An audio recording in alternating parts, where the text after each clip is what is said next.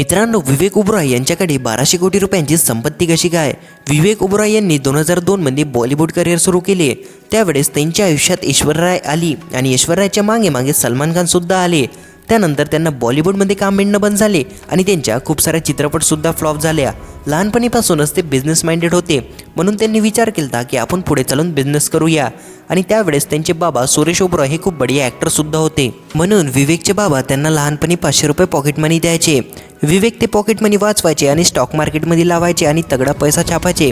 आणि 20 वर्षातच त्यांनी बँगलोरमध्ये एक मोठा बिझनेस सेटअप केला।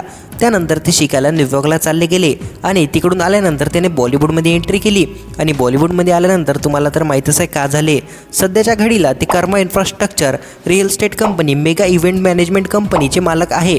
एवढंच नव्हे तर अरबमध्ये 2300 कोटी रुपयांचा प्रोजेक्ट अल्वर कारचे फाउंडरसुद्धा आहे आणि त्यामुळेच त्यांची नेटवर्क 1200 कोटी रुपये आहे।